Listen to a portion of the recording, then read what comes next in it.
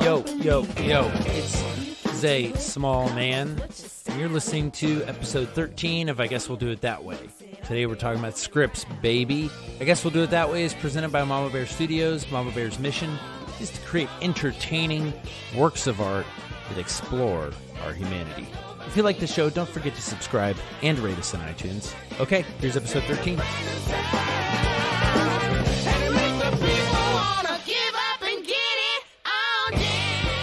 What's shaking, bacon? Oh boy!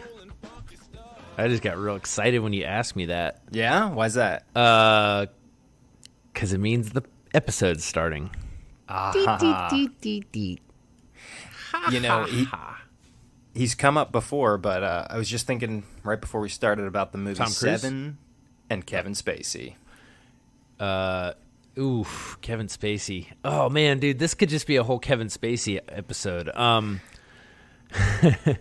going to read a piece of mail later from a guy named Archie Warren. No, this is good. This is good. And why do you automatically assume mail is bad? Well, I mean, because it has to do with nowadays. Kevin Spacey. Well, I mean, just nowadays, do you ever get good mail? Oh, well, we get good mail for the show all the time. Okay, all right. Well, do you disagree I'll with keep that? an open mind. I'll keep an open mind. Okay. Let me grab my sunglasses real fast. Little Brayton here for you, huh? Am I shining the light of truth on you too hard? Are you properly opaqued right now? John, you just make me laugh. Are you properly opaqued? No, I can't find them. I think they're in the car. I was going to say this could be a Kevin Spacey episode because the guy writing in, Archie, I have his mail sitting right in front of me, his physical mail. He mailed us a letter. No way. Mm-hmm. A physical piece of mail. Oh. Okay, hold on a second. You said his name is Archie, and he sorry, us? sorry. I misspoke. He emailed us. Oh, thank goodness. I got say, we got like the momentarily. O'Reilly factor demographic listening into our show here. We're getting like old folks' homes are like sending us mail. I love your casting pod. Very, very hard to believe somebody sent an actual letter. When's the last time you saw a stamp in your house or someone else's house? I got stamps. What are you talking about? Oh, baby. You have stamps. What are you, like a Unabomber or something? Who has stamps? John, don't act like you don't have stamps just for comedic effect. We all know it's bullshit. It would take me, if we have a stamp, which is a big if, it would take me hours to find. It would take you hours to figure out how to apply the stamp? Not to apply it, but to figure out I don't where know they where were. it goes. Yeah, where do you tell us this? Which side of the letter? Bottom left corner, duh. Exactly. When I was a kid, there was a book that made the rounds called the Anarchist Cookbook. Have you ever heard of this? Yeah, oh yeah. It's a notorious book. Most of it, whatever, but the stuff on the Postal Service. Most of it. Yeah. They teach you how to mail weed. Well, no, they tell you how to send mail for free. And they actually have two pretty ingenious methods that I still remember to this day. One, everybody probably knows, switch the to and from, put no stamp on it, drop it in the box. So if I'm going to send you a letter, I want a letter to go to you, I put you in the return address, I put whatever in the in the to address, drop it in the box, they return to sender. For lack of postage. Bingo. Yeah, the that's other tricky. way. Okay. If you and I want to save our 35 cents or whatever a stamp costs these days, you take your letter, you put a stamp on it, and you cover that stamp with a easily removable adhesive like a piece of tape or some clear glue that you could wash off. And then when they stamp it, and it gets to where it goes, wash the stamp off, reuse the stamp. Oh, my word. That's way too much work. It's a lot of work. I would never do that. Those dimes and nickels really, really add up. Because, John, you're forgetting you have to then... What is this, like if you're a pen pal and you want to keep saving the stamp? Because otherwise, the person on the other end, how do they get you the stamp without sending you more mail? It's one of those things... It's like a guy who... It's like when the Apple, like the early tech guys would figure out how to get free phone calls.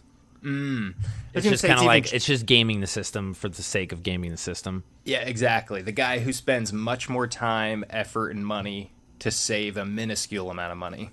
Because it's kind of a hobby. Mm-hmm. Yeah. That makes sense. Well, that's good. So I needed my sunglasses because the sun is shining through my window right into my eyeballs. I might be blind by the end of the episode, but this is radio, so who cares? Maybe I'll be able to sympathize with all of our blind listeners better. Ooh. John, I'm feeling so good though, for real. I'll try to keep this quick, but dude, okay. Yeah. I'm just feeling really good about rollers. I saw a show at the venue, another venue that I'm now looking into possibly shooting at. I saw a show there that a friend of mine put on, and it was an incredible venue. B, the band was amazing. The band was called Gold Star. Anyway, such a dope place and such a dope group, and I'm now been listening to this band. They're crushing me. It's so good. I'll link to it. Yeah. But so that was super exciting. I've got a producer that I'm working with. I'm not going to say who yet, but because we're still kind of working on some of the details. But like we are cranking on some good stuff rollers, which is exciting. Just having like a serious kind of full-time teammate is pretty awesome. I woke up to like 12 emails the other day, and they were all good. They were like things that we need to do, and I was like, oh my gosh, I don't have to do all of this myself. That really gets your juices going, huh? Oh, man, it got my juices going in the best way. And then yesterday, this is how juiced I am right now. Yesterday, I went on a big hike up to the peak kind of behind the Hollywood sign, which is actually pretty high up there. And so my dogs and I, there's actually another peak kind of across this little traverse. That's where we went because I like the view there better. But so we went over there, and I'm the only one up there. I have a 360-degree view of all of Los Angeles County from like Long Beach way down in the south and the ocean and like the entire San Fernando Valley, literally the entire thing. Like I could see the Malibu Mountains in the background. Then like Burbank and then the San Gabriel Mountains, which are over to the east. And then like Glendale and downtown was clear as a day, and then like all of South Los Angeles, just all laid out in front of me, 360 degrees, because I'm literally in the highest point within like 5-10 miles. I'm starting to understand why Instagram was invented. Yeah, exactly, because you would rather just see a picture of this, for sure. Do you have a picture? I have a little video. Okay. I have a video. I did not post it, though. I'm on a little Instagram break. But anyway, I was up there. Hold the phone. You're on a what? I'm taking a little Instagram break. Well, tell us about this real quick. Oh, I don't know. I just decided to delete Instagram from my phone for a couple weeks. Why? Just to like see if I miss it. And do you? You know, I was getting addicted to it, but now that it's not on my phone, I rarely think about the fact that it's not there. I think I deleted it 4 days ago, and I think I've thought about the fact that I deleted it maybe 4 times total. Right, now 5. Now 5. It makes sense why you didn't wish me a happy birthday. I posted that picture of the cake and me smiling by the cake, and you didn't like it. Picture? Well, no, I mean, the moment's passed. Do you have a spreadsheet of people who did not comment, like, and or thank you, or wish you a happy birthday? Obviously, yeah, obviously I do. Well, you can take me off the spreadsheet as of now. Happy birthday, bro. Hold on. Thanks. Olive's also saying happy birthday. I'm not sure. She's trying to sing it. It's not going so well. Olive, you can't sing. Stop. She knows I'm lying. That's why she's barking. Olive, you got a gnarly voice, all right? Real quick to wrap up the mountaintop story. I was up there. I did not plan this. I did not plan this ahead of time. I didn't even know I was going to go that high. I'd never been up to that particular point before. Sure. And I was just up there. My dogs are like literally cowering under a giant boulder because they're so tired. And I just found myself literally shouting from the top of the mountain, like almost involuntarily. I was so amped at that moment. I was like, oh! I was just so jacked, dude. And then were you saying words? Yelling. Well, I was first just yelling, and then I knew how cheesy it was, but I wanted to do it anyway. I just started shouting, I'm going to make a movie. And I was I'm going to make a movie. I was like yelling it to all of Los Angeles. It was the corniest yet best thing ever. It was so corny and I don't think anyone heard me, but it was super empowering. And then I took a piss on like the top of LA. Wow. So it was like, hey, LA, suck it. / I'm going to make a movie. Deal with it. Oh, I wish we had a video of this moment. You should have filmed yourself. Well, I did end up filming myself while I was yelling. Oh, you did? Okay. Well, where is it? Because I was yelling for a little. I was like shouting. I was like, this feels super good. And I took a video because I was like, I need to send this to Kelly. Primal Scream. See. How did she respond? Are you guys still married? Yeah. She's taking a little break, but she'll be back in a couple weeks, I think. She's in Malibu. Okay. But well, this. Sometimes you just got to get those noises out, though. You know, like I was just listening to Kids See Ghosts, and the first song when Kanye's like, "Brah, ba ga ga ga, ga ga ga ga." It's like kind of sinister, but it's also just super primal and like amazing. You know, you just got to get those gut screams out sometimes. Yeah, we were about to tell I'm a little jacked. I can tell you're jacked, and I want to temper it with this. So we were about to go to Costco this morning. And my kid opens his door, and he's 9, and he says to himself, "Poopity scoopity, scoopity poopity." Thank you, Kanye.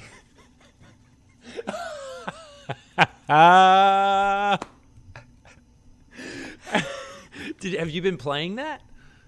Well, so that song, I like Kanye. I'm a fan. Yeah.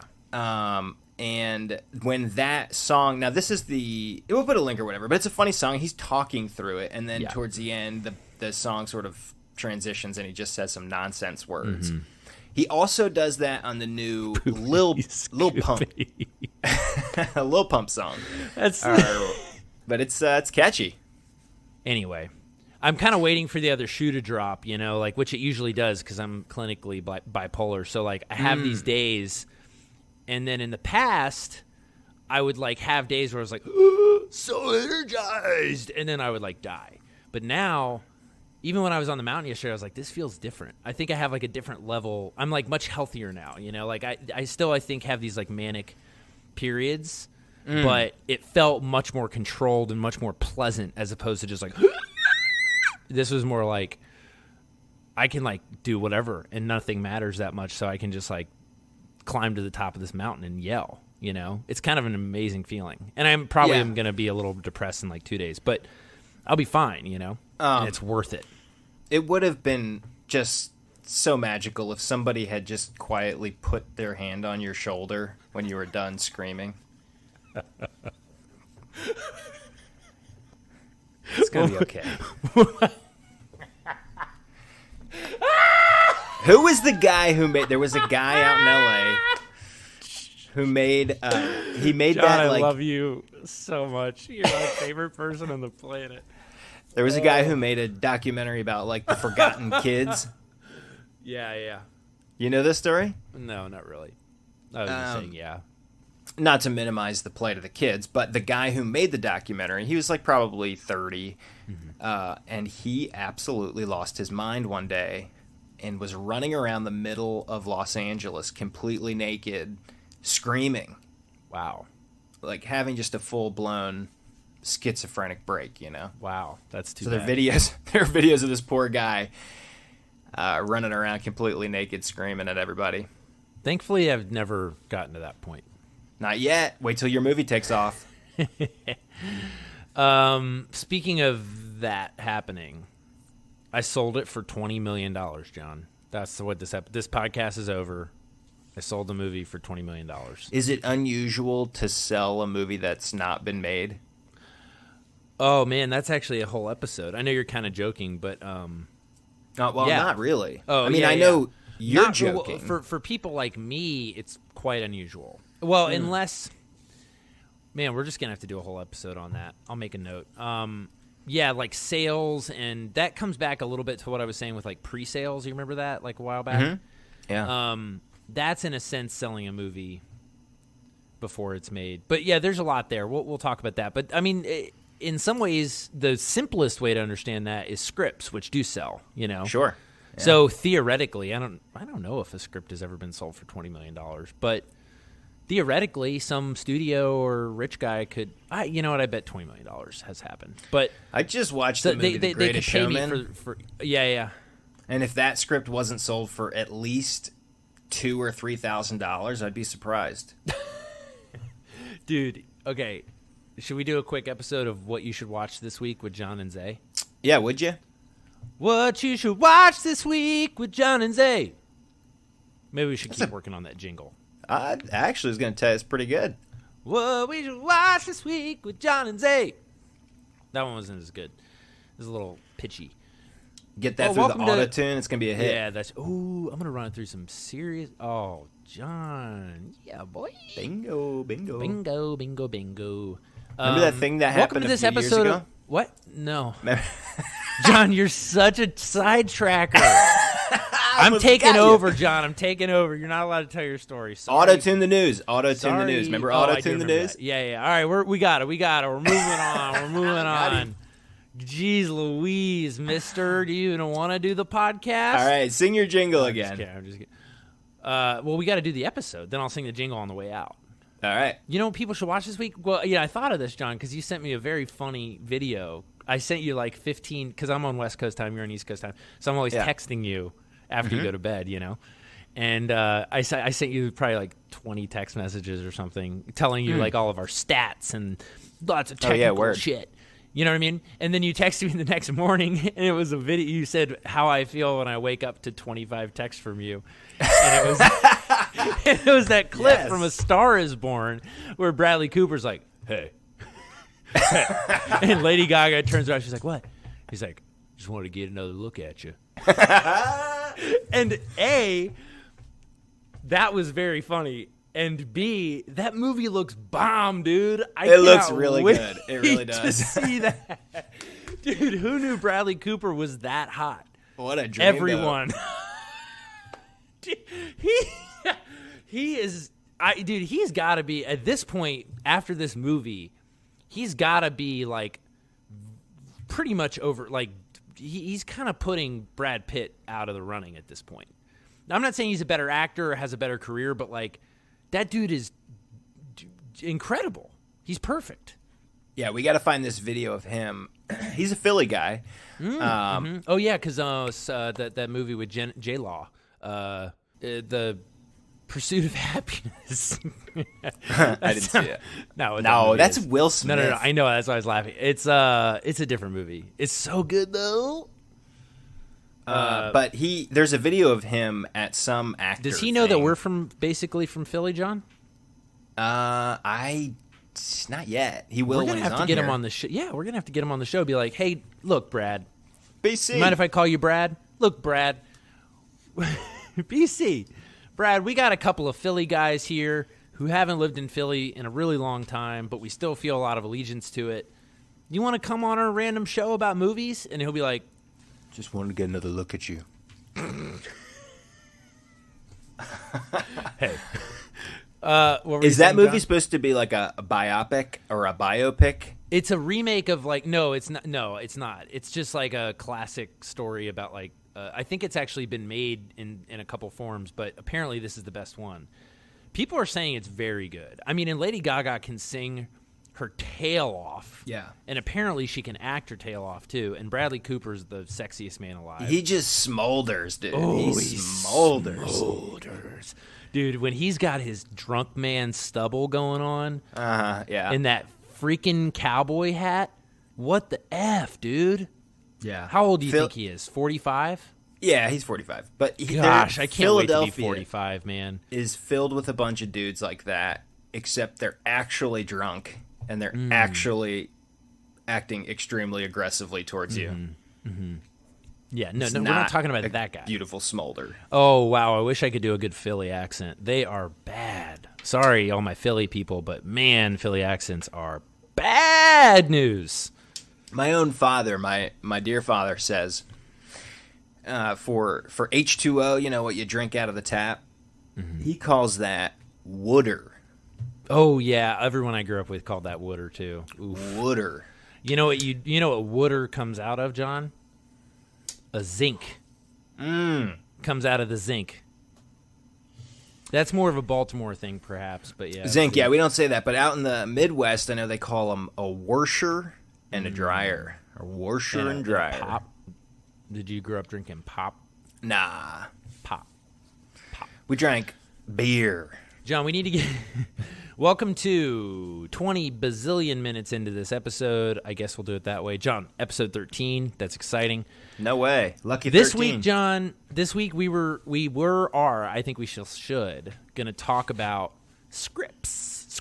Oh, word? Which we were kind of getting into before you successfully sidetracked us again. Oh, we need to close out. Oh my gosh.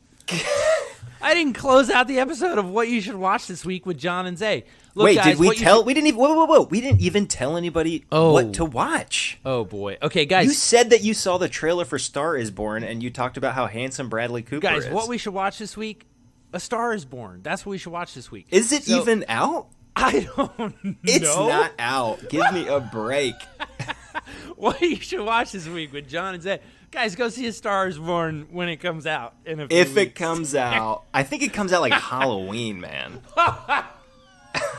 Seriously. No way. It's not out. You're lying to me.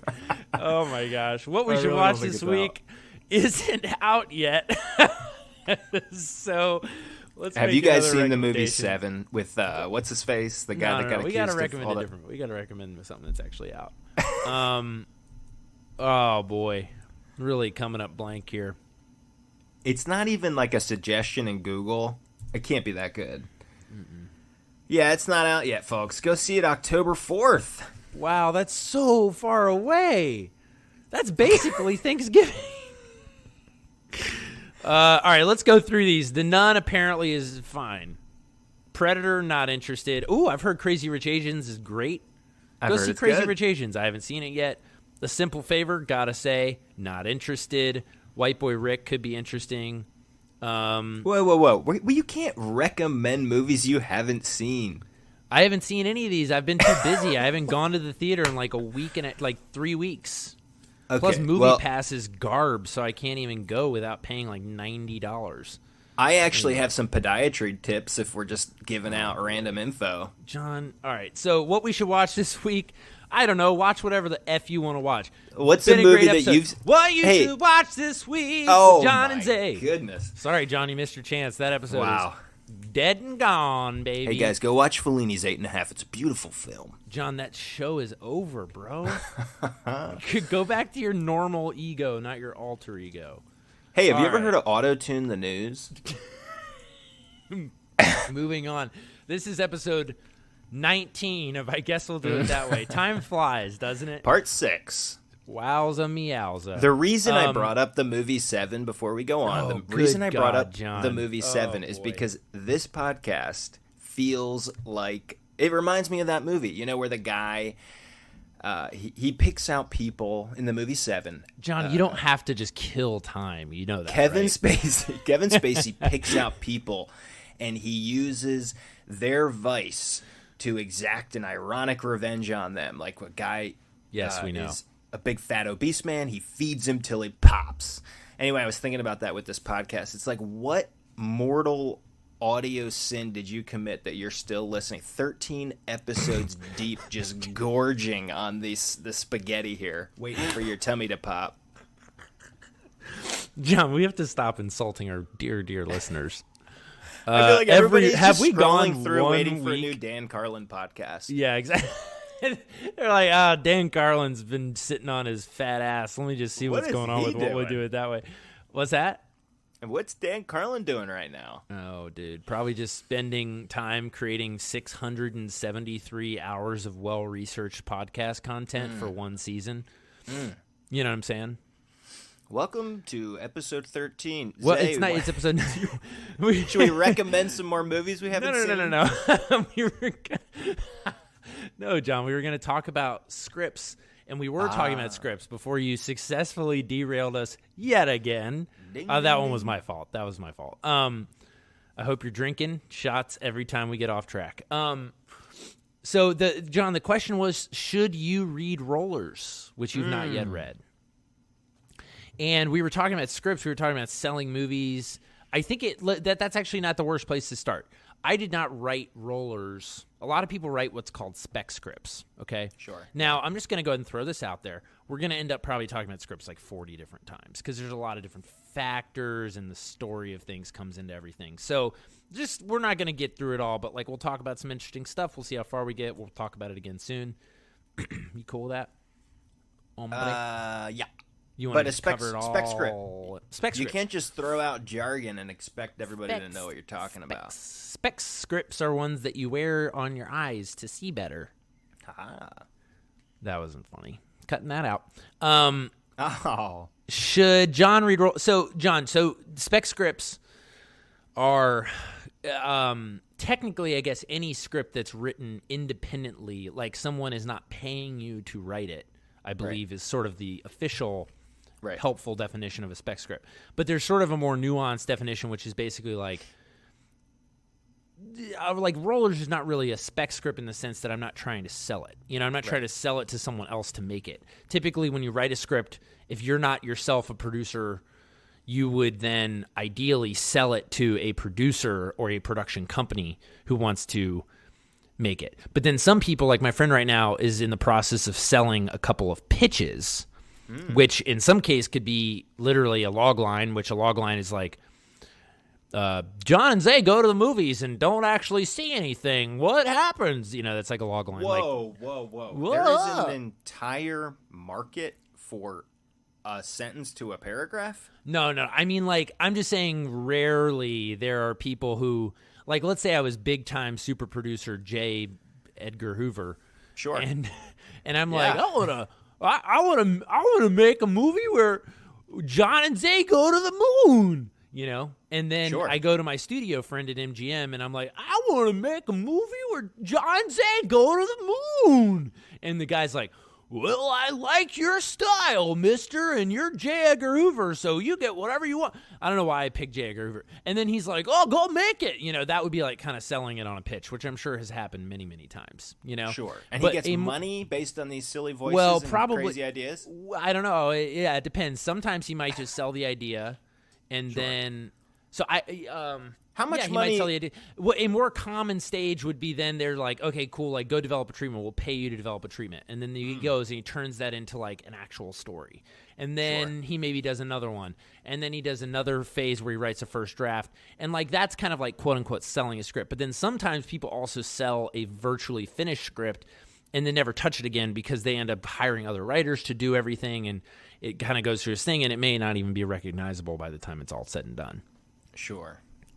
And people, I know I've heard of this before, but people will write spec scripts for shows. That's pretty common. Mm-hmm. Like a dude like me sitting in my basement could write, let's see, what's a TV show? Game of Thrones. I could write a script for them. Yeah. They'd read it. They'd be like, this guy's incredible. Mm-hmm. And they would do that. Pick me up. They would, A, read it, and B, say you're incredible. Well, first sentence. So that's different though, because spec scripts in the TV setting are a little different because you don't usually sell them. Although I guess theoretically that could happen. Sure. You're trying to angle to get a job. You're trying to get into it. Yeah, you're using it as a sample. Usually, you would submit. A lot of people say you should have a couple of spec scripts for current seasons, which is part of the problem with those whole things. Is you're supposed to be current and write for where the show is at, not. You're not supposed to submit a spec script from 2 seasons ago and stuff. And so I've had friends who wrote really good spec scripts and a character got killed off and they're like, well, no. And I think that's dumb, but apparently it's a thing. Who knows? Anyway, but that's different because you're not really trying to sell it. Spec scripts in movies. So there was a period of Hollywood times where writers were all employed full-time by the studios. And that was very different. And then things, and so were actors. It was kind of we'll talk about that one day or have someone on who knows a lot more about it. But there was this whole period where the studios were these completely vertically integrated corporations that owned every aspect of the production. Now studios really just are banks with marketing teams. You know what I mean? Wow. And they have physical production and other kind of stuff. No, that's not true. But yeah, kind of, because even the companies that are making the movies with these studios, there's producers who have their own companies. I mean, that's way oversimplifying it to say that they're banks with marketing departments. But even the movies that Marvel produces, they're kind of still being run by there's everyone who does all the labor, all the directors, all the writers, everyone is a freelancer. And so the only people, Pixar is a little more like the old studio system where the writers, directors, everybody's employed. That's very uncommon now. And so there was this period for a long time, I mean, I don't know exactly how long, but for a while where as a freelance writer, if you wrote a decent spec script, I'm told there was a chance that there was a good chance that you could actually sell it, Sure. and you could sell it for a lot of money. And there's famous stories of people just tromping in, like Rocky, I think he may have made it, but I can't remember exactly how Rocky came to be. That would be fun to research sometime. But there are stories of these people who just walk into Hollywood with a script, waving it around, and it gets bought for $2 million. And some of them get made and they become massive stars, and then some of them it gets bought for $2 million. They buy an expensive house in Beverly Hills, and then they go bankrupt 2 years later because the script dies and nothing ever happens. I actually have a friend who wrote a script with a pretty big director, and I won't say who, just be either one, just to preserve their privacy. But I mean, they sold a script maybe less than 10 years ago. They sold a script for $700,000. But that's partly because the director was pretty well known, is pretty well known, and they wrote it together. But what's particularly interesting about that is not the number that they sold it for, which is not, in the grand scheme of things, huge compared to some major Hollywood sales. What's interesting is it's never gotten made, and it's never even really gotten close to getting made. They basically bought it. I'm pretty sure I've seen Good Will Hunting. Yeah, that's a perfect example, actually. Yes, it is the no, exact not Good Will movie you just described. Yeah, I know, but it is not that movie. Anyway, so Great Rollers, movie, though, folks. was interesting because There's it's a not movie a spec recommendation you script. could get behind. All right, Good Will Hunting. Should we open the episode back up? I don't want to mix and mingle too much. We don't need to. Okay. So Rollers was not a spec script, so it kind of had a little bit of a different lifespan, a little different trajectory. Sure. If you can imagine. I just pictured somebody who's terrible at math and science turning the podcast off when you use that jargon. What jargon? Trajectory. Oh. Not everybody's a genius, man. Come on. It's not on the same journey. Simple language for simple folks. Well, anyway. So it's not a spec script, so you wrote it for yourself to make. To make. So I don't know that I would consider it a money. traditional spec script. Yeah, because I'm a producer.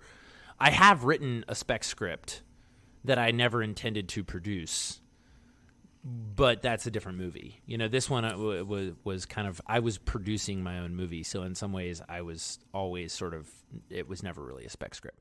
But yeah, it actually started, though, as a spec pilot, believe it or not, as Really? we've discussed a little bit. Yeah, so it did start as a spec that I was going to try and sell.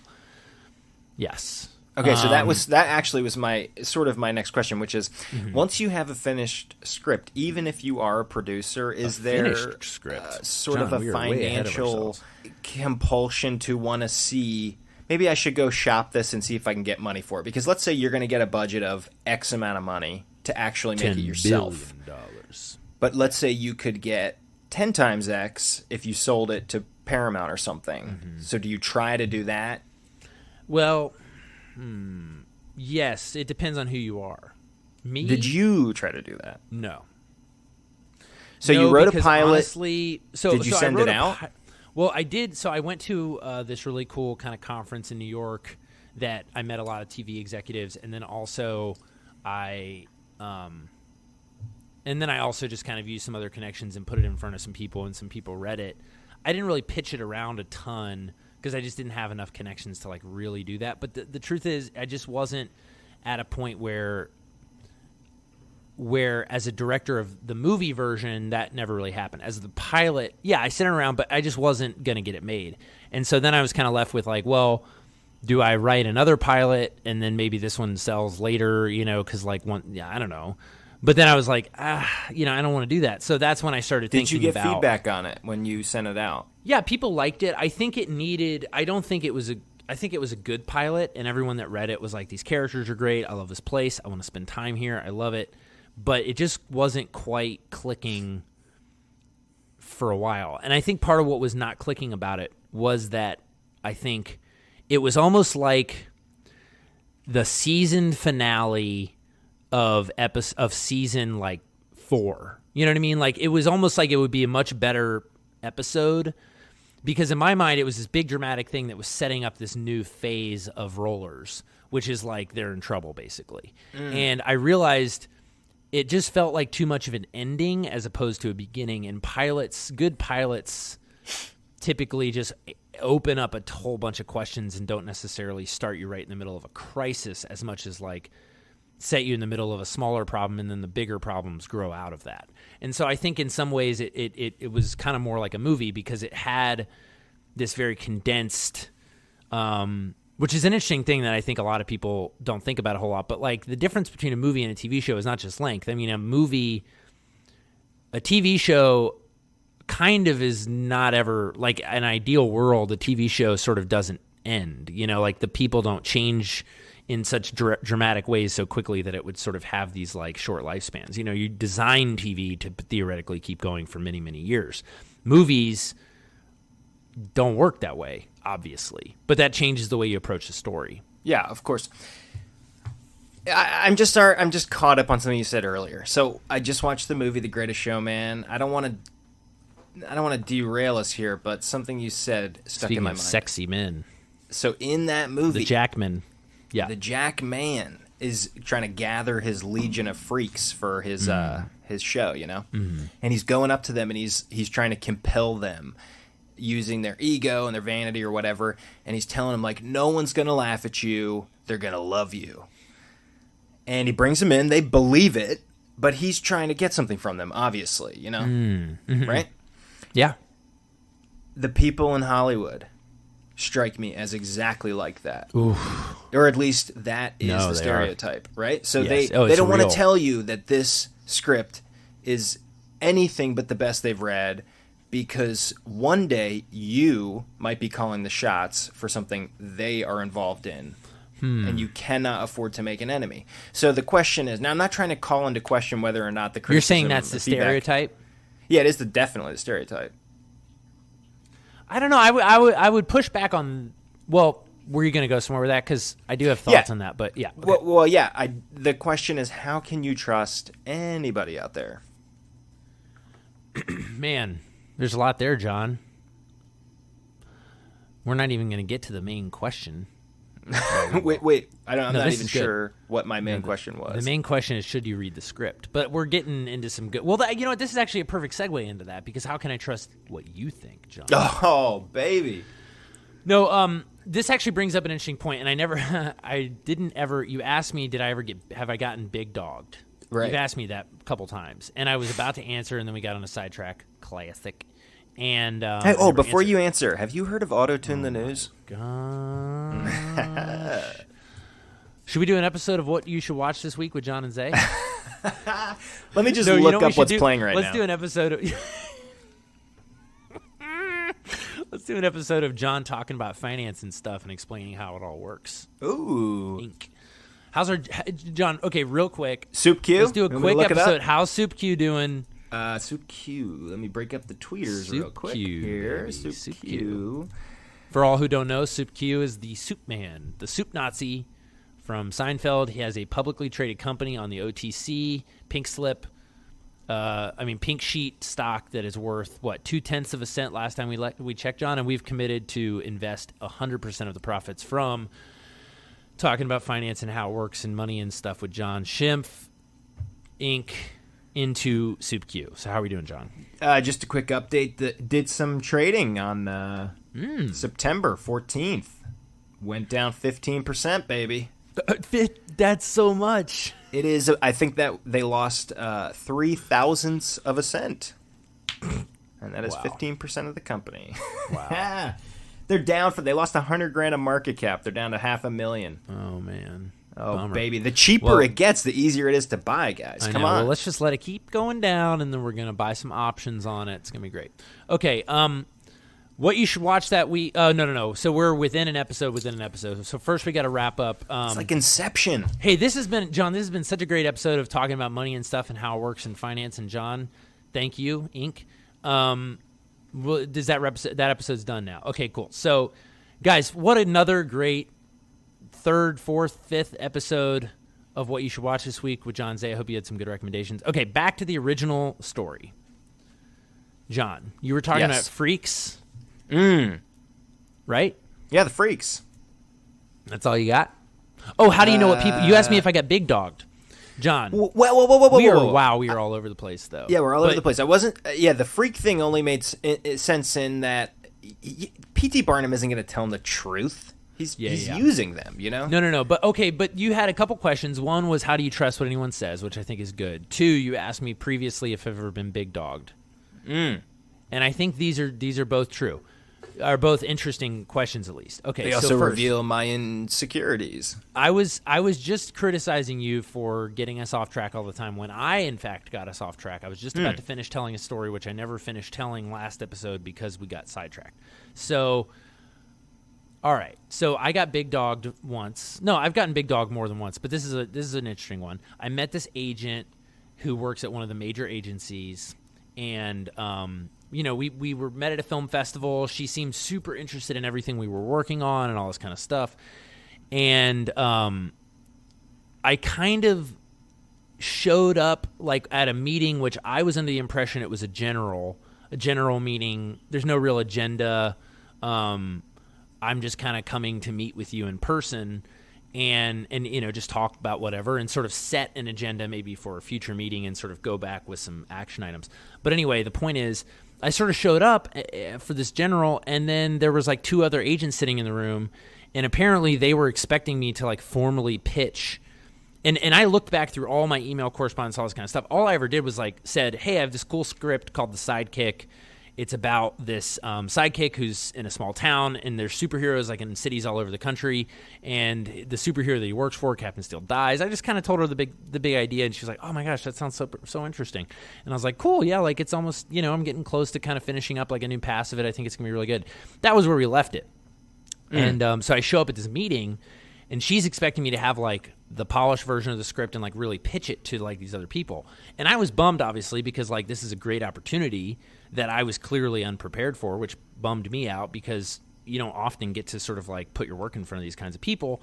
But I was also annoyed because it was never communicated to me that that was the purpose. And so the meeting kind of fell flat. And after that, she basically just ignored, like, she ended up reading it when I finally sent it to her, but she theoretically read it. I think probably her assistant maybe read it. And she gave me like one sentence of unhelpful feedback and basically said she said, "You wasted my time." And I was like, all right, like, I'm really sorry. I apologize when we were together, but like, you never communicated what was going on. And like, then I saw her again at a awards ceremony, like a year and a half later. And we had talked like maybe once before. And she just totally blew me off. And she knew who I was. She was like, "Hey, how you doing?" But then like the second she saw someone more interesting to talk to, she like made a very emphatic sort of dramatic point of walking away from me and kind of ignoring me. It was very childish. So that was like, but I didn't even feel that bad about it, so I don't know if that counts as being big dogged, But that was a situation where it was like, you wasted my time is more valuable than your time, how dare you, I'm curious about the moment in this meeting when you realized this was not what you thought it was going to be.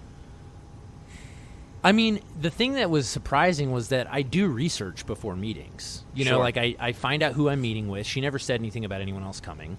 And I go back and look at correspondence, and I come prepared. And I came ready to talk about like 6 different things. Okay, so you show up.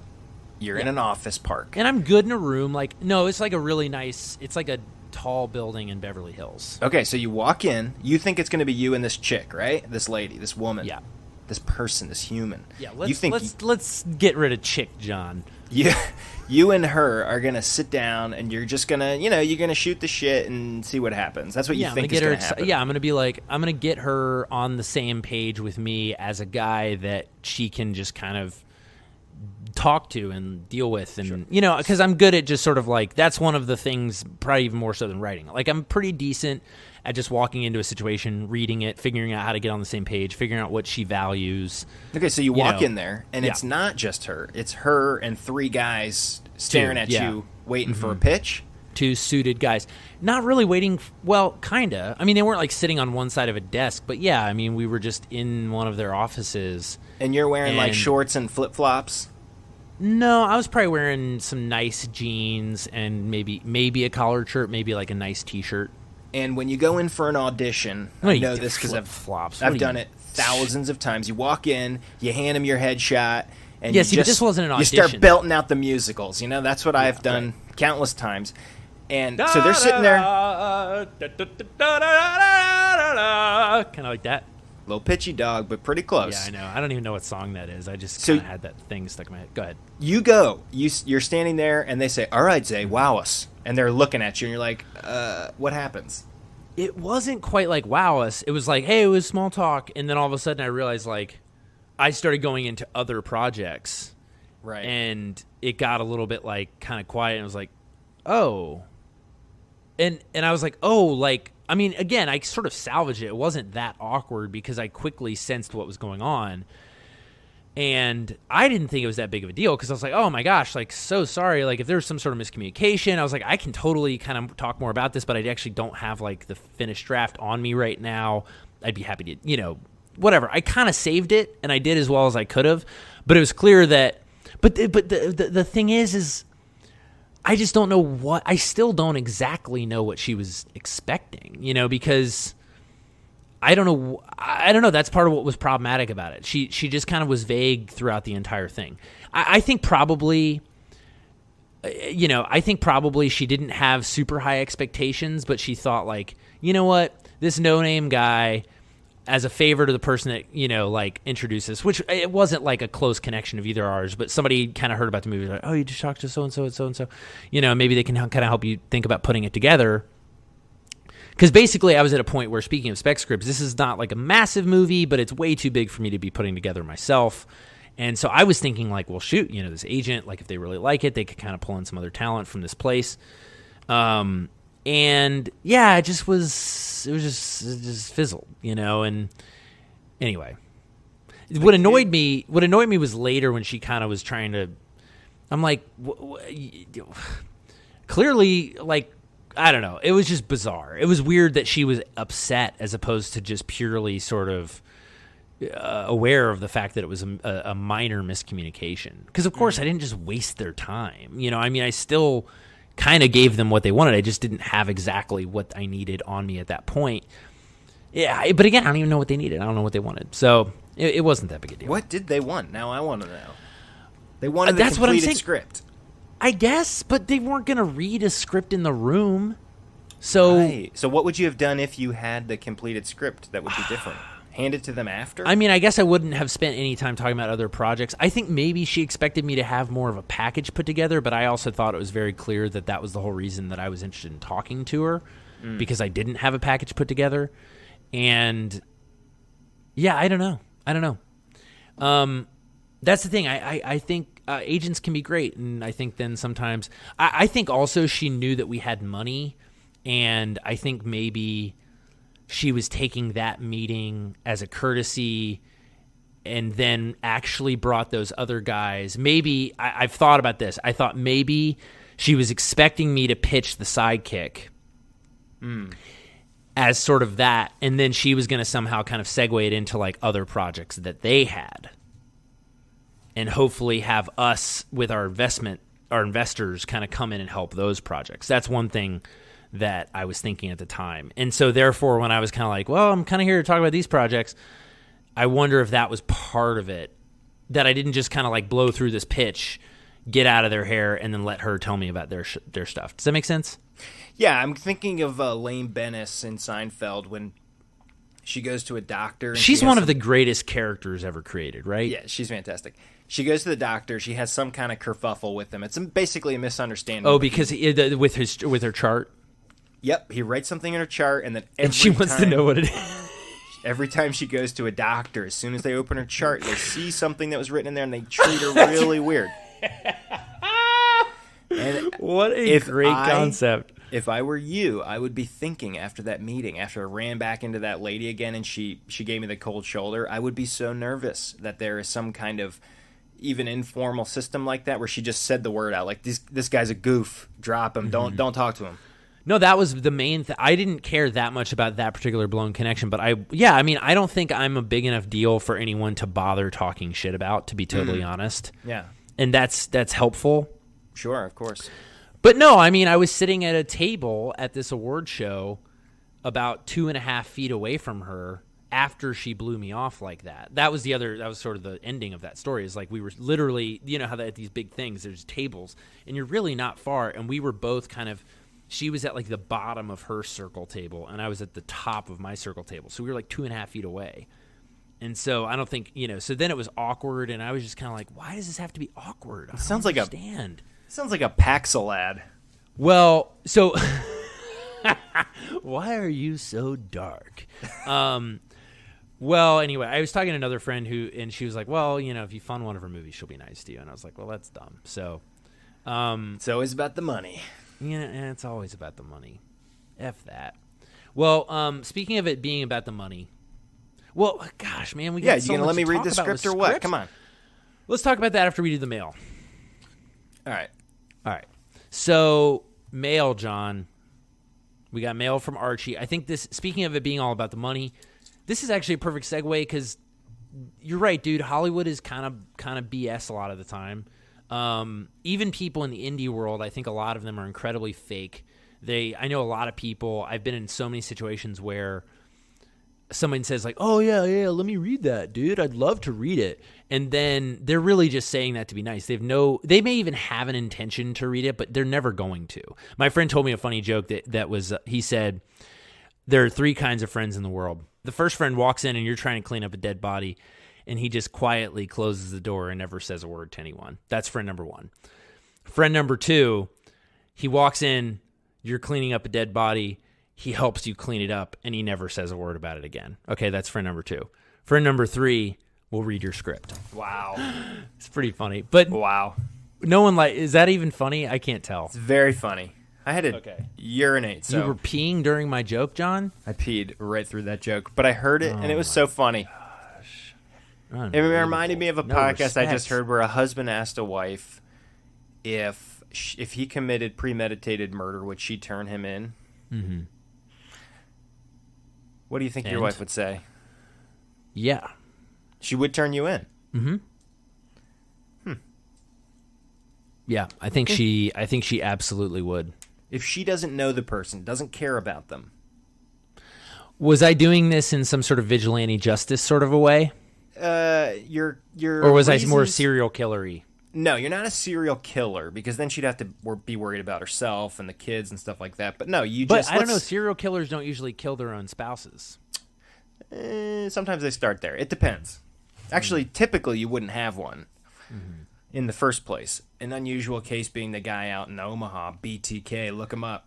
But Ted Bundy had a wife for a little while, right? He did, yeah, and he got married in jail to a crazy lady who I think she was a lawyer, one of his lawyers. Yeah, something like that.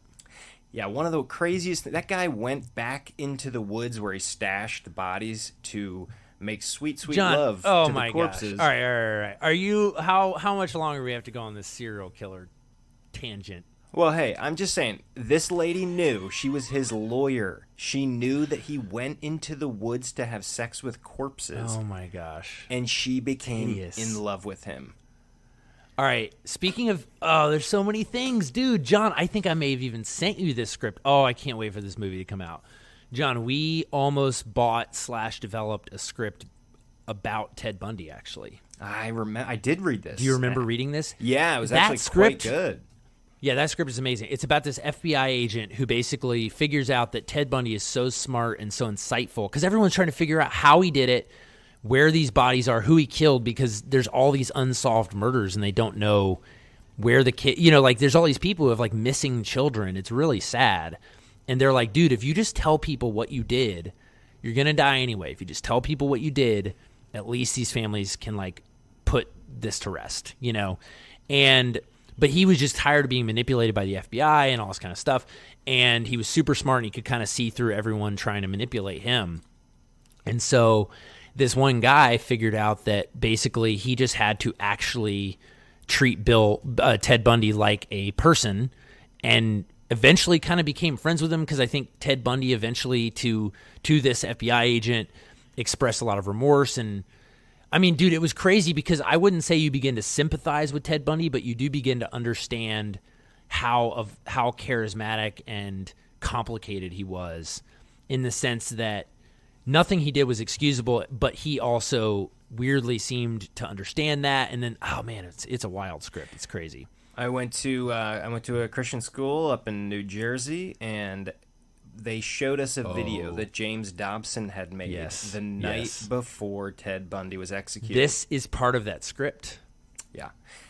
It's bizarre, and they showed it to us in like a sex ed class to tell us why we shouldn't look at pornography or have sex before marriage? ? I'm not exactly sure. All of that stuff is just so much more complicated, and that's really the point, though, is that if you watch, for instance, the idea was like watching horror movies would make people violent. It's possible, but to use a special freak case like Bundy to say anything is crazy. Yeah, and the guy was insane. Like an extreme manipulator. He's famous. No, he was that. literally a genius, and he was a total manipulator, and clearly had some sort of screw loose. I mean, in a very real way. Like something was miss going on up there. I hate to say this, but we had a guy who moved into a neighborhood I lived in down here in Chattanooga, and he was from Long Island, and I was positive for a while that he was the Gilgo Beach killer. He came down here. As soon as he came down here, the murder stopped. Nobody knew where the guy was. They didn't even know who he was, but they had a psychological likely profile based on the types of murders he was committing, and it was my neighbor to a T. Ooh, baby. I called the cops on him. They raided his house. Turns out it wasn't him. My bad. Oopsie. His life is still ruined, by the way. I heard everybody heard that Rogan where the guy went on. He was on death row for murder. And even though he got exonerated, once you get out and you're in the real world, people still don't trust you. No, it's really sad. It's a shame. Well, so, John, we don't have a ton of time left. The question we set out with, and not surprisingly have yet to answer, is should you read the script rollers? And I think we should devote a little time to whether or not you should read it. Because there's going to be a lot of time to recount, development stories like the Ted Bundy movie and all that kind of stuff. But we have a real problem in front of us, which is that you have not read Rollers. Should you? And I want to know what you think. I'm conflicted, and I'll tell you as truthfully as I can. I'm conflicted because if it's – so I'm a critical dude. If anybody listens to this, you might be able to pick that up. But I'm a critical guy. I like very few things. And if I dislike it, it's going to cause a little problem for us. You like very few things except Bradley Cooper's swag is one thing you do like, clearly. I love it. I love to use it as a joke. Let's say that. That's okay, John. That's actually a very interesting point that I had not considered because I Really? know. Well, yeah, because I don't think you would be willing to tell me what you really think of the script, which I would very much crave, actually, your feedback on the script because you are a more discerning of all the people I know. I think you probably are one of the more discerning in that sense. Like you're not easily pleased. Ain't that the truth, folks? Try harder. Man, this is interesting because that would suck if you had to. Now you're gonna have to see the movie, but that'll be different. That'll be a little different because at that point everyone can have a reaction to it. And you can kind of be part pee. You can pee now if you want, John. Just don't pee in the middle of my jokes. You can be a part of that overall reaction process. Whereas if you read it now, and that sort of segues into point 2 that I'm concerned about, is it's nice having you as an actual kind of surrogate for the audience. Because I think part of what makes this podcast interesting is that it's not me and you talking about movie stuff, and we both know a bunch about movies. The point is, you know more than the average person, but you're still very much kind of grounded in the real world, whereas I have a little bit of like an unrealistic expectation about not just what people know, but also what might be interesting to people who don't know a lot. And so I also ran into your sweet mom, Aww. and she came up to me and she said, I feel like I know you so much better. That is so nice. Which is the mom way of saying, like, I don't want to tell you you're an idiot. So I'm going to say, What? like, Yeah, it's like the meal that you made is interesting. Like this burnt hamburger that you put in front of me with the like cooked avocado. Oh no, the deep fried avocado. She's interesting. It's interesting. No. She like put a hand on my shoulder sadly and like wiped a tear from her eye and said like, I feel like I know you better, which could mean so many different things. You know what? It's like, I know my mom pretty well, John. I think what she meant was, it's a bad show. I think it's like. I just take solace knowing that if Ted Bundy can get married in prison, everybody knew his stuff. The lady who sat in court and defended him against necrophilia charges, she still found the way to love him. So there's one person out there, just one person. I got that person for you, John. I'm putting my hand on your theoretical shoulder right now. You know what his name is? It starts with a T. Oh, Teddy B. Teddy Bronson, baby. John, just to wrap up that whole story thread, for sure, if Teddy Bronson knew that you premeditatedly murdered someone, I'm going to tell you how he would react, because I know him pretty well at this point. Yeah. And I'm sure you do too, but if you feel differently, let me know. I think Teddy would say, John, I think you should go turn yourself in, and I think you should plead guilty, and I think you should cooperate with the authorities, and I think you should turn from your ways. And he would escort you down, and then he would be with you through the whole thing. He would never leave your side, but he would also call you to justice. And somehow you would feel loved in the process. Full of bratwurst sandwich, though. Gulping it down with some Miller John, High no. Life. You know what my mom meant by that, John? I think she meant that she probably has heard you talk more in the last 10 weeks of this show than she probably has in several years of just like seeing you in group settings mostly. Right. Well, I brought up the story of the convicted murderer who, the guy that was on death row and then got exonerated. And I said, it's like that. You still came up to me and put your hand on my shoulder. John, I just think you should be more confident. You should love yourself. Should we do an episode of Love Yourself? This is like the Steve Harvey style encouragement show. I saw some rapper post John, on his Instagram. hold on, no. Call in. I want to hear it. I want to have that. Yeah, go ahead and call in. You can tell me your story. Hey, man. Thanks for calling in, John. Welcome to Love Yourself. What are you dealing with today? I'm just I'm like 13 episodes deep in this podcast, and I'm just no good, man. What do you mean it's no good, John? My jokes are flat, my tangents are long. John, who's telling you that? Has anyone in your life that you trust told you that, John? Just my mom. Every time I brought home artwork from school, she would look at it and she would say, "Oh, no, John. Let's stay in the moment. John, who's telling you that your tangents are too long and your jokes are falling flat? Me.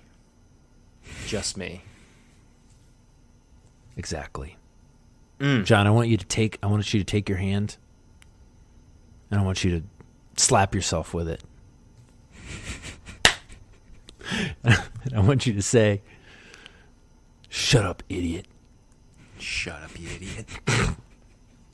Man, that was easier than I thought. Well, this has been another episode of Love Yourself. All right, so back to the show. John, that was what a good episode. It reminds me of those monkey experiments they did where they put like spikes on the end of these mom monkeys. You ever hear about this experiment? No. To see if creatures actually need affection. Yeah, and do they?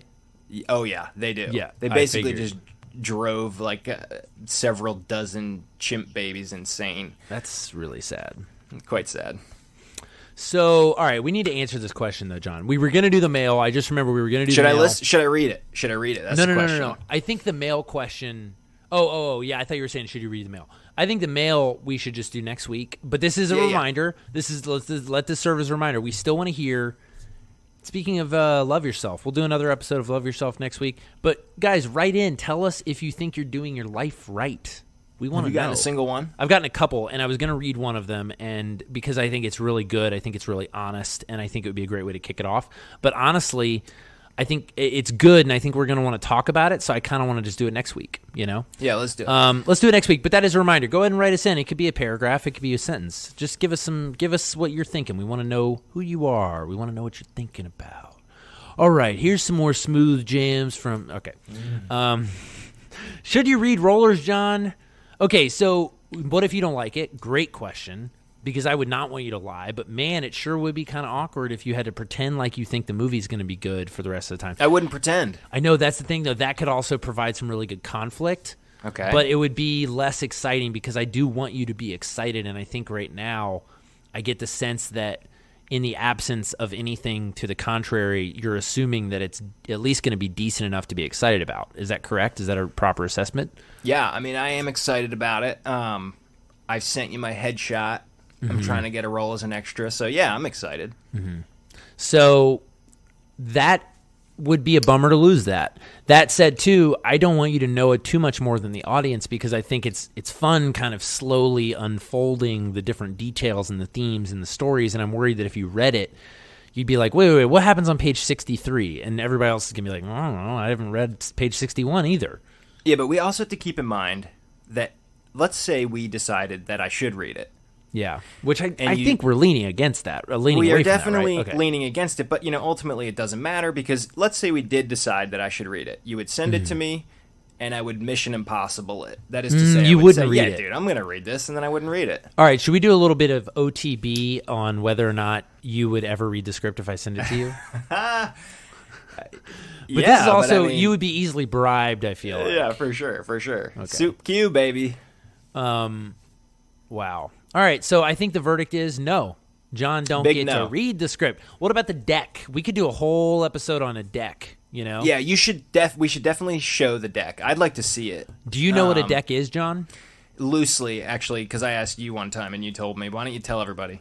Basically, a deck is it's like a pitch deck or a director's deck. There's different decks, different purposes, but a deck it's basically like a PowerPoint presentation turned into a PDF. I mean, it's just like a lot of people use them just to condense a lot of visual information into a small space, and so. For me, the deck has, a short synopsis of the story. It doesn't have the ending in it, but it has like a statement that I wrote, kind of my director's statement about why I should write it. It's got a bunch of visual references. It's got a Spotify playlist, which is kind of fun because it's, a movie about music. And so sort of inspiration for the soundtrack, which is a whole other conversation we need to have at some point. Some pictures, it's really fun. It profiles the characters. It's a good way to get like a snapshot of the movie. So maybe we should release that. If people want to look at it, they can. But, even there, I'm worried that then some people will look at it and some people won't, and then we'll sort of alienate certain parts of different people, and I don't want to give people homework. No one listens to a podcast for homework. Yeah. So what do you think? You're saying, what? We shouldn't release it? I'm just saying that, yeah, I mean, even if you put it out there, people aren't probably going to look at it because my own pastor came up to me and was like, hey, did you read my thing on my website? I'm like, what website? What are you talking about? I'm not just, like, Googling around for, like, my pastor's website. Why not? Well, like, what? It's like my, like, podiatrist, like, hey, man, did you catch my blog post? Like, no, dude, I didn't. I had no idea you did that. What was it? Is it called... Bunions.com? No, it's called Feet First. It's Feet First blog, dude. Come on. Feet First. Turns out he's like a mommy blogger / podiatrist, and he just talks about giving natural childbirth to people. I don't know why childbirth came into it, but he does both. Who knew? Yeah, well, you got to follow your passions. So, all right, well, actually, we didn't talk a lot about what I expected us to talk about, but I actually think the whole spec script, the whole agent conversation, all of this, no, we don't. And also, you know what? I'm interested in those topics, and I actually kind of want to revisit them soon. So, because the reality is a lot of people don't, that's the stuff people don't think about. A lot of people don't, they think, oh, I just have to write a good script. And the reality is, no, that's not the problem. The problem is you have to write a good script, then you have to figure out 500 other things, even if you're making the movie yourself or if you're making the movie through the system, because case in point, I dealt with situations like that agent many times when it was a pilot where I was just sort of getting a little bit stonewalled on certain things where people are like, yeah, I'm interested. But then to your point, as soon as the rubber hits the road, here's a good way to think about it. And I'll kind of close with this thought. Part of what's very challenging about creative work getting off the ground is that even if it's just you and your friends, put yourself in this situation. You hear a band that you've never heard of before, and you ask around. No one else has heard of them, right? But you think they're amazing. Not just okay, but like bragging. Really, really, really good, right? Well, but do you brag, or are you at least on some level a little bit self-conscious because there aren't like reviews out there that are saying it's like you found something that you just have to decide how you feel about it without anyone else's input. And do you go to your friends and immediately say, just because you think it's amazing, do you go to your friends and say, I'm willing to stake my entire reputation on the fact that I think this album that I can't find a single review of because it just came out or it hasn't been released yet, that I'm going to stake my entire reputation on telling you that this thing is good and that you should invest money in this thing? You know, that's hard, like by buying it. You know what I'm saying? I don't even really like doing that. I get a little self-conscious about doing that with something where the stakes are as low as you should go to Spotify. Because what if everyone else, and this maybe just shows how I think about things, what if everyone else is like, ugh, can you believe Isaiah thinks that album's good? That's garbage, right? And then they don't tell you that they think it's garbage because they don't want to make you feel bad. But the reality is everybody knows that's garbage. But they're not going to tell you now because you just already put yourself out there. Does that make sense? It makes sense. We're always worried about the exact the other way. Like, which is? Well, for instance, when I was a kid, I found out about Aphex Twin, which is like this electronic sort of, it's all over the map, you know, and it was like virtually unheard of where I was when I was a kid. And it's one of those things where if you tell people about it, everyone's going to know about it and like it and consume it, and it's not your thing anymore. Yeah, that's very true. But you run this risk, is that if you tell nobody about it, Kanye West finds out about it, incorporates it into one of his songs, and now everybody knows about it. That I never think about things that way. This is the plight kind of a producer, agent, middleman, etc., though, is that you're always juggling both of those things. You're thinking, I kind of want to keep this for myself, but I also want to like share it with people, but I also, you know, it gets very complicated. Because, you know, sometimes people buy stuff just to bury it. And so then you're in a situation where you're like, okay, I had another movie, for example, that I was pitching to this big company out here. We were so close to setting it up with a major studio in Europe, actually, because it was originally based on like a European story. And we were like signing the paperwork, and then we find out that there's another studio that's basing, like, because it was based on a true story, that happens to be developing a similar story, very different story, but like based on the same true story. And so, you know, there was a situation where it was like, do we just try to sell it to them? African American president in America. Right. But, you know, there's these debates of like, do you buy something just so that there's not competing? You know, people try to kill projects all the time. All of this is very complicated. But my real point with all of that was saying it's hard for an agent to go out on a limb. It costs them a lot of social capital, go out on a limb and say, hey, this person you've never heard of is amazing. And it costs a lot for me to, you know, do that for other people or to do it for myself, because you're putting yourself out there, you're putting a stake in the ground. But I like doing that. I think more people should do that. But people are very hesitant to do that because they like to wait for other people to affirm things. And that's true. That's why it's so much easier to get things made if you've already been affirmed. But for someone like me, I've never made anything that's been quote-unquote successful like that. I've produced things, but as a director, I've never written or directed anything that's been big like that. And so for agents, for anyone, someone, you know, thankfully there are people willing to take a risk on it because I think the script is really good. But it is tricky because someone has to be kind of the first few people have to be the first people to say, no, this is actually good. This is worth staking my name on. And getting off the ground with that can be very difficult, you know? And so that's the kind of stuff, because there are agents who are kind of, they want to keep you just close enough that if you completely blow their minds, they can do it, but you have to like bring certain types of value that, you know, So there's a lot of like weird politics at play a lot of times, you know, and it's understandable. I mean, they traffic in these sorts of things, but it just makes it very difficult. So anyway, my point is all that stuff's kind of interesting. It's interesting to see how it's played out for me so far, and I think it'll keep evolving, you know, because even once the movie comes out, the same thing's going to happen. Yeah, I've done that. Yeah. I'm pretty good at it. Yeah. I'm not like high fidelity level, you know, but it's a rite of passage, you know. It's I don't know if that still exists. I guess you make a Spotify playlist. I made a Spotify playlist for this movie. Yeah. Which I will put out there. I'm going to put it on the show notes. I think it's a pretty darn good playlist. So we'll be the judge of that. Yeah, exactly. But all right, so this was all, I think, good setup. I think, John, maybe next week, pending some other important thing, maybe we can talk about, you know, kind of the actual nitty-gritty beginning of this script. You know, like not the script, how the story plays out, but the way it came together. Because we still haven't really gotten into some of those details. But I think it's interesting, and now that we have a little context on the industry, it might actually be more interesting. Yeah, we'll see if we actually talk about it. Well, John, don't. Chances are low. I saw a video. I thought of you because I saw a video that I'm sure most people have seen now. And it's a weather guy reporting from the middle of Hurricane Florence, you know, like I don't know, Wilmington, North Carolina or something like that. And he's standing there and, you know, the camera's on him and it's like kind of rainy and the wind's blowing kind of, but he looks like he's just about to get knocked over by like the most dramatic wind ever. You know, he's there like, oh, it's really coming down, like doing that kind of stuff, you know, and like barely keeping his footing.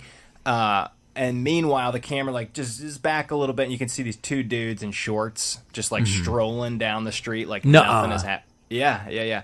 So like he's totally faking it. He's completely hamming it up. Like, yeah, it's raining. It's kind of windy, but like two other guys are walking around like nothing's happening. Oh, man. Like right, you would send me walk that video. maybe. That's insane.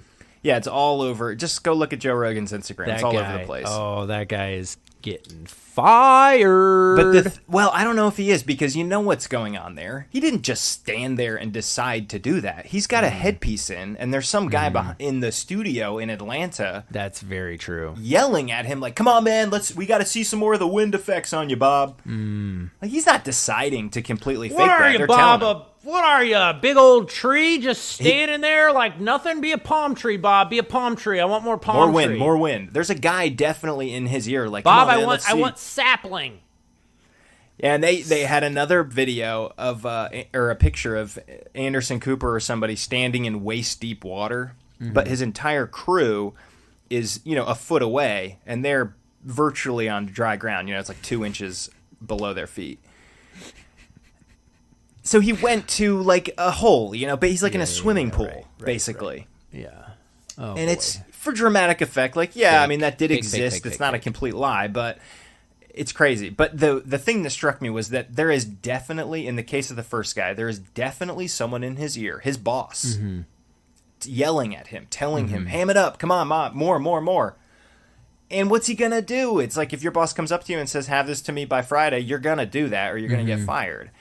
So I feel bad for the guy, and he's the dude that has to do it on TV. But it made me think that producer, that guy, he's not evil. He just knows what's going to sell. He knows what's good. Yeah.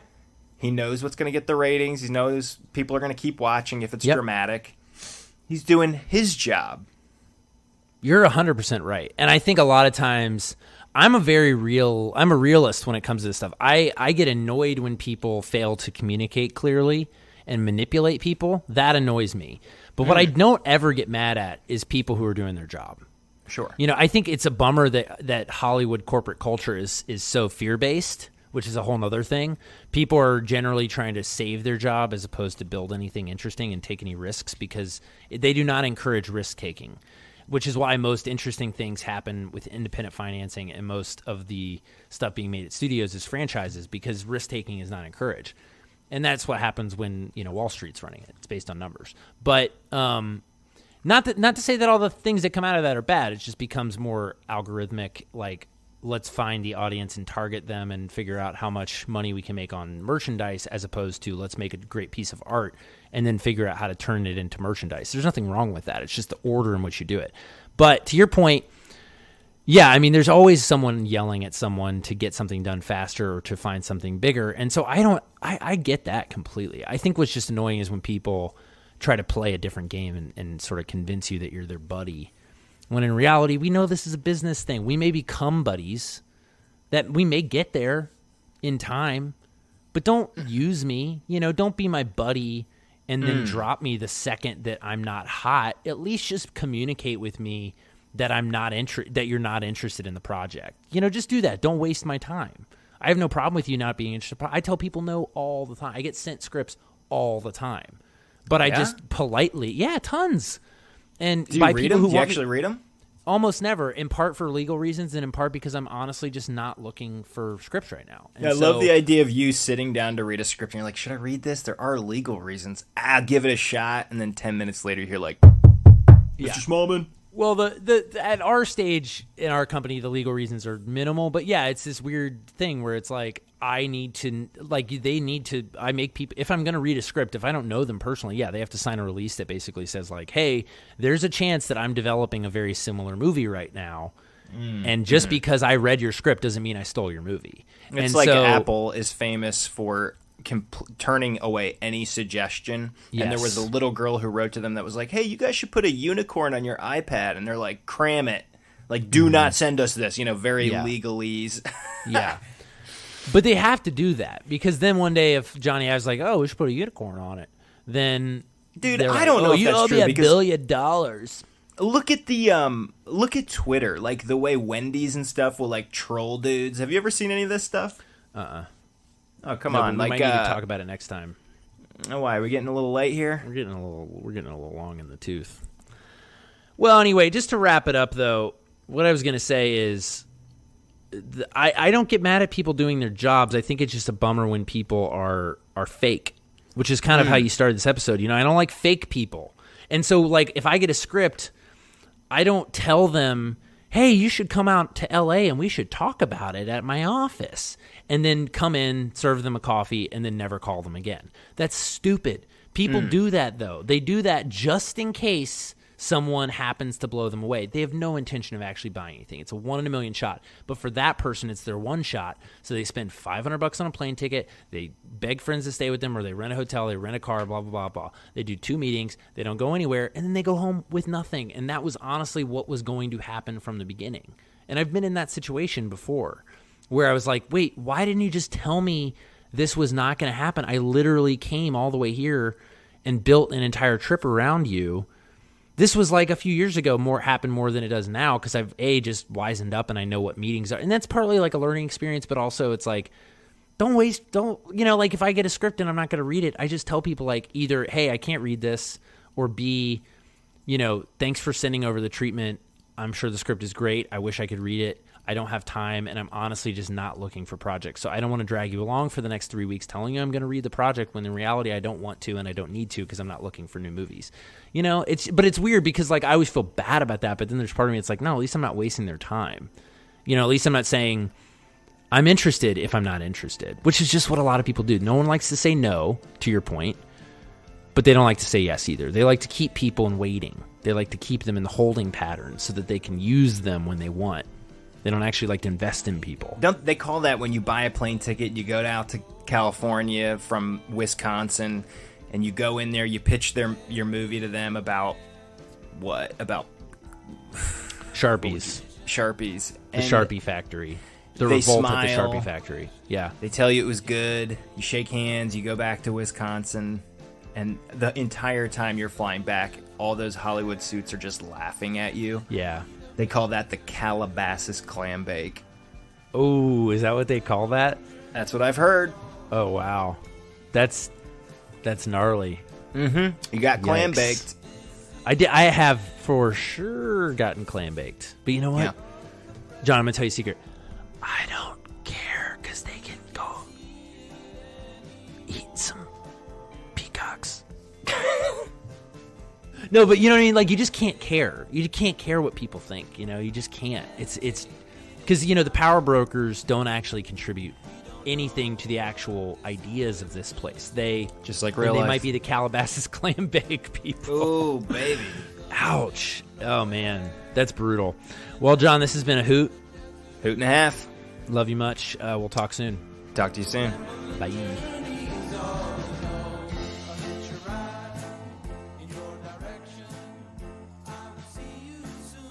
Thanks for tuning in for episode 13 of I Guess We'll Do It That Way. Tune in next week when we talk a little bit more about the process of writing rollers, and I'm going to share another Calabasas Clambake story, which, just for the record, is probably something John just made up out of thin air. Today's show is produced and edited by me, executive producer John Schimpf. Outro music is The Man From Nowhere by Tom Paulus and Max Bells. Our cover art was designed by Nate Giordano. This has been a production of Mama Bear Studios. Nowhere, feeling the heat of the desert air. The rambling journey is all I know. It's your boy.